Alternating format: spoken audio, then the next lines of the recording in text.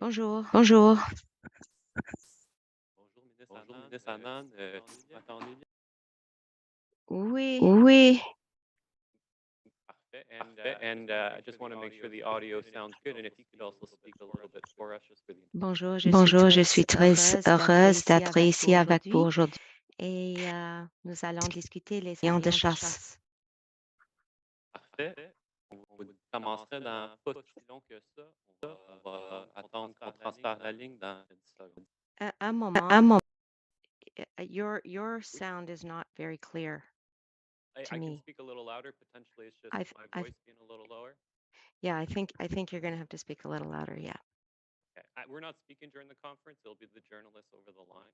So Okay. it should be fine. But if there's anything, you can just let us know. Okay. Okay. Thank you very much.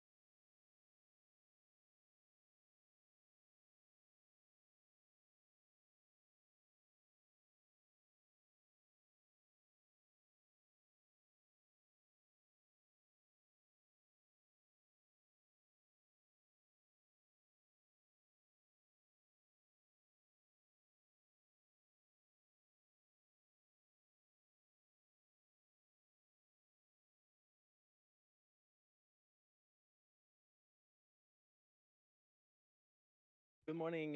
Welcome to the press conference with Minister Anand. Bonjour, bienvenue à la conférence de presse avec la ministre Anand. Vous pouvez y aller, madame? On est prêt? Oui, vous pouvez y aller. Parfait. Good morning. Bonjour. I'm joining you from the traditional territory of the Mississaugas of the Credit First Nation, the Huron-Wendat, and the Haudenosaunee. En 2017, nous avons lancé une compétition ouverte, équitable et transparente pour le remplacement permanent de la flotte d'avions de chasse du Canada. Nous l'avons fait parce que nous sommes déterminés à fournir nos aviateurs avec l'équipement le plus avancé, le meilleur sur le marché et donc obtenir le bon avion au bon prix pour les Canadiens. As our world grows darker, with Russia's illegal and unjustifiable invasion of Ukraine and China's increasingly assertive behavior in the Indo-Pacific, this project has taken on heightened significance, especially given the importance of interoperability with our allies. Public Services and Procurement Canada has arrived at the culmination of its robust seven-step process to procure a new fleet of fighter jets for Canada. Today, I am announcing that Canada is acquiring a new fleet of 88 state-of-the-art F-35 fighter jets through an agreement that we have finalized with the United States government and Lockheed Martin with Pratt & Whitney. This investment is estimated at $19 billion, making it the largest investment in our Royal Canadian Air Force in 30 years. Je suis ici pour annoncer que le Canada va accueillir une nouvelle flotte de 88 avions de chasse F-35 grâce à un accord que nous avons conclu avec le gouvernement des États-Unis et Lockheed Martin avec Pratt & Whitney. Cet investissement est estimé à 19 milliards de dollars, ce qui en fait le plus important investissement dans notre aviation royale canadienne depuis 30 ans. This acquisition will occur with funding set out in our 2017 defense policy, Strong, Secure, Engaged. It delivers on our commitment to ensure that our Air Force has the equipment needed to protect Canadians. The F-35 is a modern, reliable, and agile fighter aircraft used by our closest allies in missions across the globe. It is the most advanced fighter on the market, and it is the right aircraft for our country. The F-35 provides pilots with enhanced intelligence, surveillance, and reconnaissance capabilities, greatly improving their situational awareness and survivability in today's high-threat operational environment. Canada's new fleet of 88 jets is being acquired in tranches, starting with an initial tranche of 16. We expect the first 4 aircraft to be delivered in 2026, the next 6 in 2027, the subsequent 6 in 2028, with the full fleet to arrive in time to enable the phase-out of the CF-18s by the end of 2032. As we move towards a new fleet, we are ensuring that our Air Force has the aircraft needed to protect Canada in the interim. We have procured Australian F-18s to supplement our existing fleet of CF-18 aircraft, which are also being upgraded under the Hornet Extension Project. These 2 initiatives will help extend the life of our CF-18 fleet to 2032 and will allow for a gradual transition from the CF-18 to the F-35, while ensuring that the RCAF is equipped to sustain key defense missions in North America and internationally. En faisant l'acquisition de cette flotte, nous améliorons les capacités du Canada dans notre espace aérien et nous permettons une coordination plus étroite et plus fluide avec nos alliés. Cette nouvelle flotte de chasseurs assurera la capacité du Canada à remplir ses obligations militaires chez nous et lui permettra de respecter ses engagements dans le cadre du NORAD et l'OTAN. Cet investissement de 19 milliards de dollars comprend non seulement les avions, mais aussi l'équipement connexe, les installations et les services de soutien, ainsi que la construction d'installations modernes pour les escadrons de chasseurs à Bagotville au Québec et à Cold Lake en Alberta. This $19 billion investment includes not just aircraft, but also sustainment, setup, and services for the aircraft, associated aircraft equipment, and the construction of modern fighter squadron facilities in Bagotville and Cold Lake. These facilities will be home to both operational and training squadrons and will include space for daily operations, maintenance, administration, mission planning, and simulator training in support of the entire fleet. At the same time, and under separate previously announced funding, we are moving forward with investments through our NORAD modernization plan, including a range of infrastructure upgrades across Canada to support NORAD and F-35 operations. Together, these projects will sharpen our military edge to keep Canadians safe, and they will create economic opportunities for our country. Let me turn now to discuss some of those economic benefits. The acquisition and initial maintenance of the F-35 has the potential to contribute over $425 million annually to the Canadian economy and close to 3,300 jobs annually for Canadian industry over a 25-year period. In fact, Canada's participation in the Joint Strike Fighter program over the past number of years has already allowed companies in Canada to secure almost $3 billion US dollars in contracts, and this number will grow. Standing back, approximately 3,000 F-35s are forecast to be produced for partners and allies across the world. And every one of these jets will also include Canadian components, from landing gear parts to engine parts to software, making the F-35 a testament to Canada's world-class aerospace and defense industry.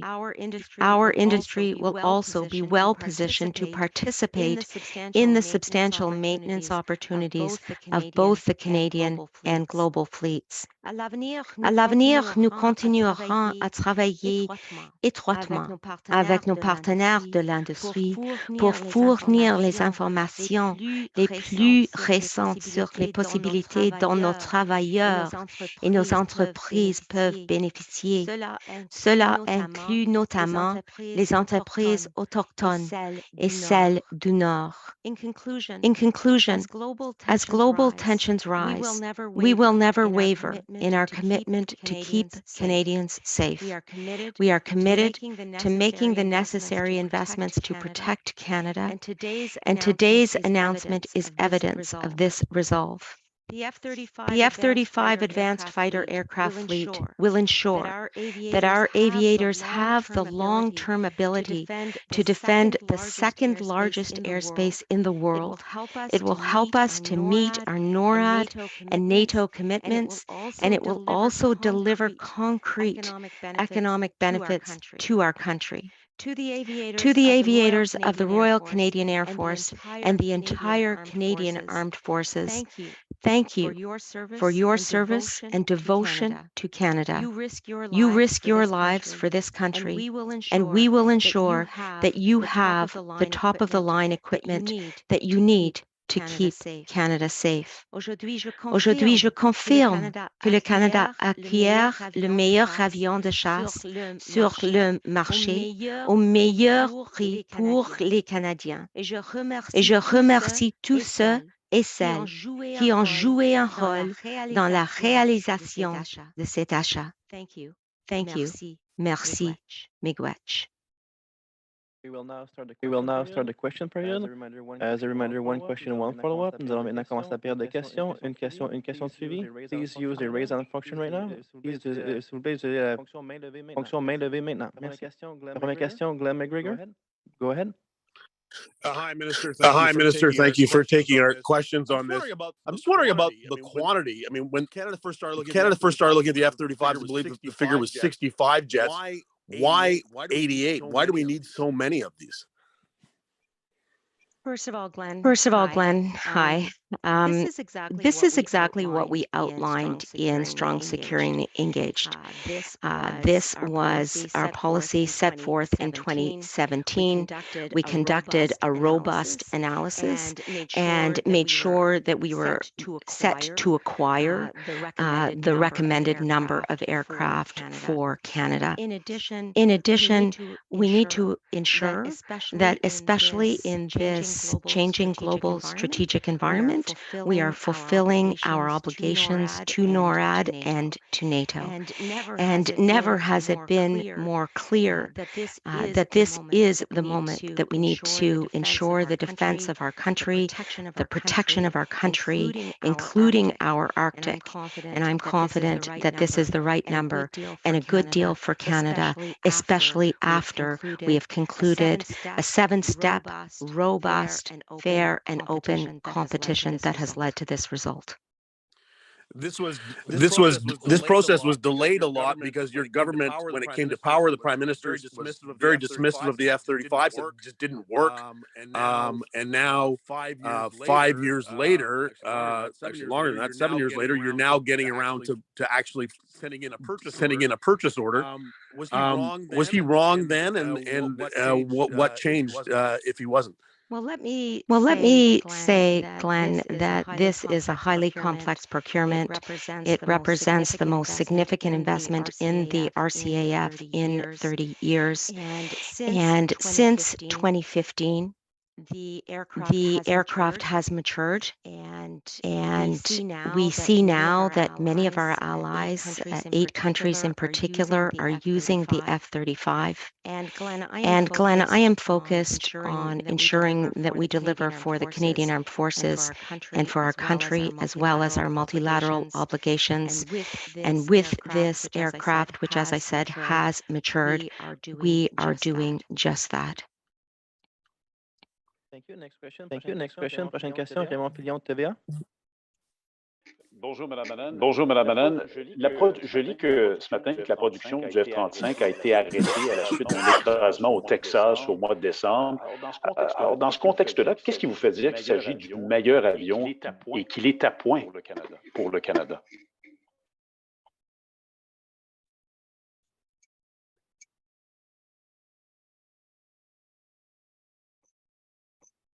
C'est une bonne question, bien sûr. Je voudrais dire premièrement que nous travaillons avec le dernier modèle de l'avion qui a été perfectionné et devenu plus performant et a atteint une maturité telle que 11 services de 8 pays ont déclaré une capacité opérationnelle initiale. Et on s'attend à ce que tout problème technique découvert dans le cadre de l'enquête en Texas en cours soit résolu avant de la production de tout avion canadien. Mais pourquoi le F-35 est le meilleur avion? Qu'est-ce qui vous fait dire ça aujourd'hui? Et est-ce que M. Trudeau a commis une erreur en 2015 lorsqu'il a dit que le Canada n'avait pas besoin de ces avions-là, que le Canada ne s'en procurerait pas?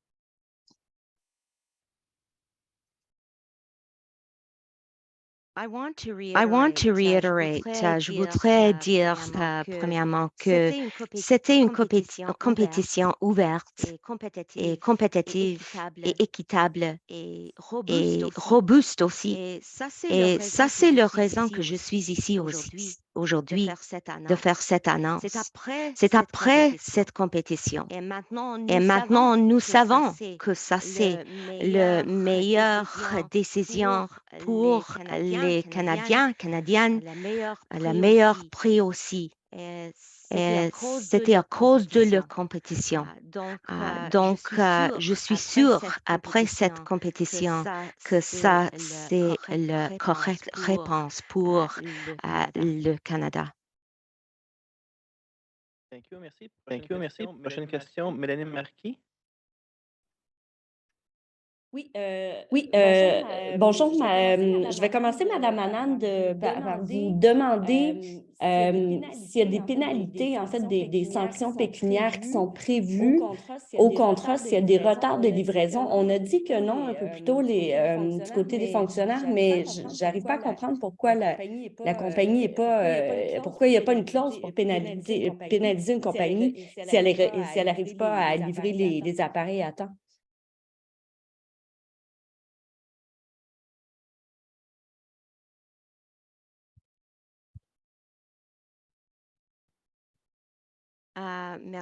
Merci, Mélanie. Le Canada achète les appareils d'une chaîne de production établie. Et nous avons la confiance dans cette fournisseur. Compte tenu des antécédents du programme en matière de livraison des appareils à temps, nous sommes convaincus que les appareils seront livrés aux dates demandées par le Canada ou à des dates très proches. Et nous sommes confiants dans cette fournisseur aussi. Juste en suivi un peu par rapport à ce que mon collègue Raymond disait, vous maintenez que c'est le meilleur avion, meilleur appareil au meilleur prix, mais il y a en 2012, le vérificateur général parlait d'un montant de 25 milliards pour 65 appareils.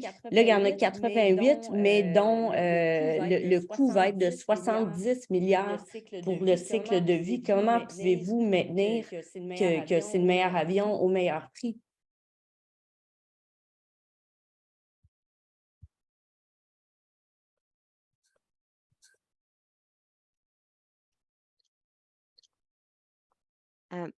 Um,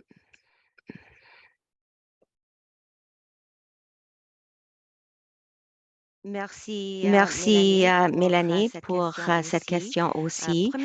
Premièrement, je dois dire encore une fois que nous avons eu une compétition et c'était une compétition robuste.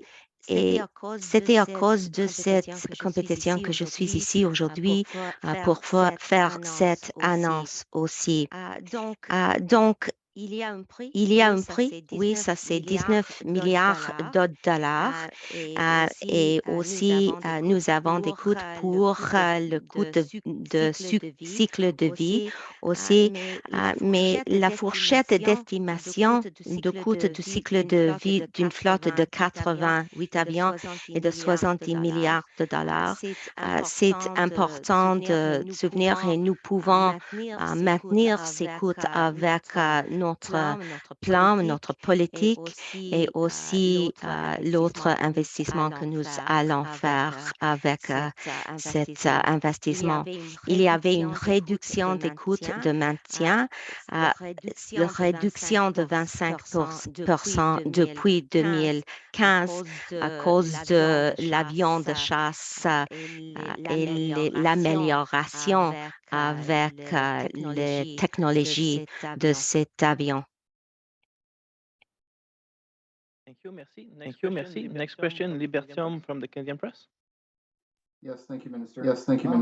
I wanted to ask. Obviously, we were on a pretty tight deadline with the CF-18s. I'm wondering. Obviously, we've got a lot of work, a lot of preparatory work to do in terms of infrastructure, in terms of setting up sustainment, and all this kind of stuff. What will the government be doing to make sure that all of this moves ahead of schedule? And can you speak to kind of this tight time frame that you have to make sure that the F-35s arrive in time for the retirement of the CF-18s?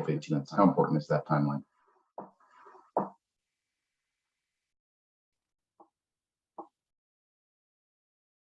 Minister, you're on mute.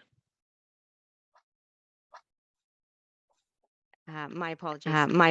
I want to start. I want to start, Lee, by setting out the timeline because I think it's very important and fairly specific in terms of information that we are providing. So the timeline for delivery is the first 4 aircraft in 2026, the next 6 aircraft in 2027, and the next 6 after that in 2028 for the full fleet to arrive in time for the full phase out of the CF-18s by the end of 2023. And what we are doing in the interim while these fighter jets are arriving is to ensure that we have an upgraded CF-18 fleet also under the Hornet Extension Project. The Hornet Extension Project is going to be introducing new weapons. It's going to ensure that we don't have gaps in our capabilities as we ensure that we are living up to our obligations under NATO and NORAD. But the key point to mention is we have confidence in the supplier to be delivering these aircraft. We have seen no issues in the supply chain and in our negotiations with them. And as a result, we are fairly confident that they will be arriving on schedule. Thank you. And as a follow-up, you mentioned the Hornet Extension Project. That's over $1 billion, 1.3 billion. That's obviously one of the costs of the delay in the initial plan to purchase the CF-8 or the F-35 that was announced in 2010. There have been others as well, such as gaps and things like that. What can you say? What can you tell Canadians has been a benefit of the last 12 years of delays and constant talk about fighter jets and the F-35 that has essentially led us to the same point, the same decision that was made in 2010?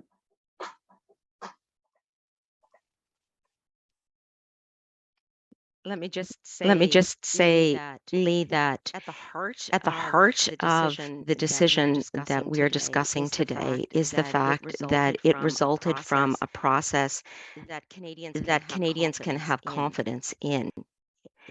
was a fair and open and competitive process run out of PSPC.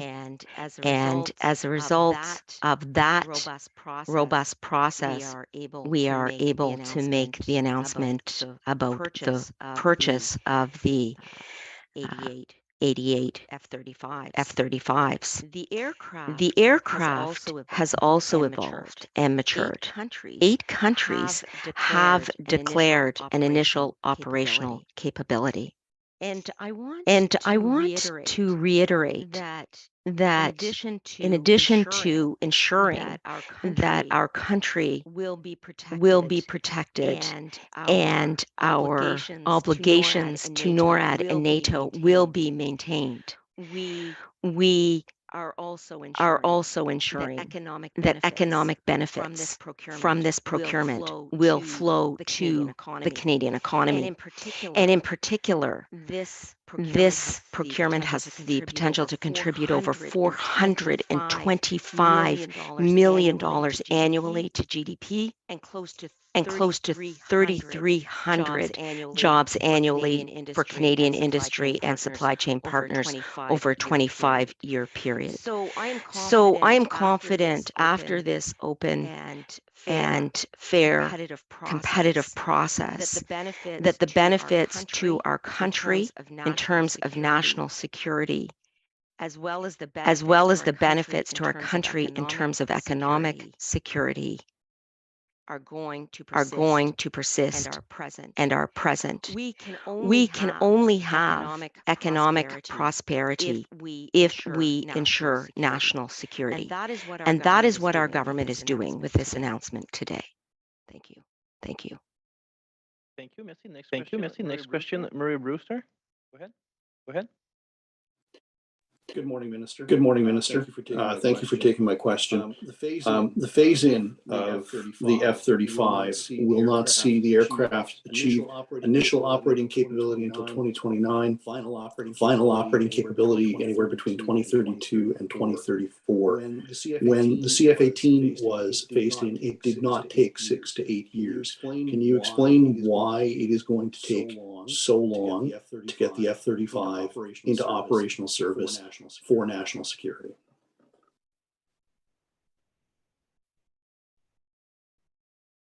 Thank you, Murray. So as with all major military procurements, careful planning, preparation, training is required to introduce new equipment into service, and such is the case with the F-35 procurement also. And this is particularly true for advanced weapon systems, where we must ensure sophisticated training for pilots and technicians, all while we are continuing to conduct daily operations on the CF-18 in the interim.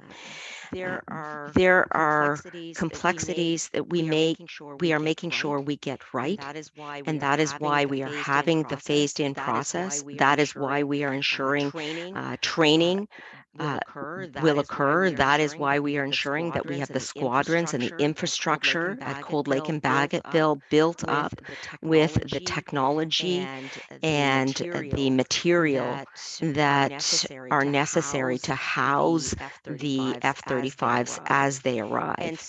And so the bottom line is one that relates to complexity and the need to be prepared for the 88 F-35s that will be coming in tranches over the next number of years. As a follow-up question, Minister, the department officials told us in the technical briefing earlier that as far as benefits are concerned, Lockheed Martin has agreed to target benefits to the value of the contract into Canadian industry. Now, that sounds like you got a better deal than just the standard MOU. Am I reading that correctly? And if so, can you give us a little bit more detail?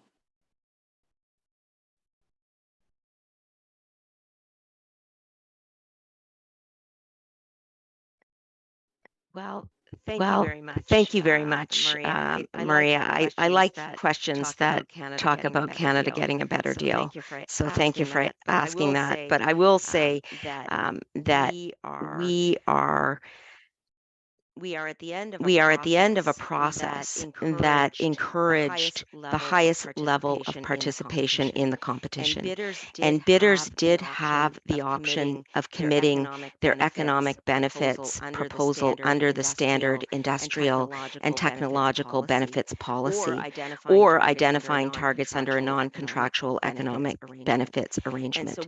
And so we certainly were able to view the cost predictions that the various suppliers were able to make in the stages of the competition. And I will say that I agree with you. Today's announcement does represent great news for Canadian businesses and workers who will be our partners throughout this project, from production to sustainment, $425 million annually to GDP, 3,300 jobs annually over a 25-year period. This is very good news for the Canadian economy as well as the Canadian Armed Forces. Thank you. Prochaine question, Valérie Michaela Bain de Radio-Canada.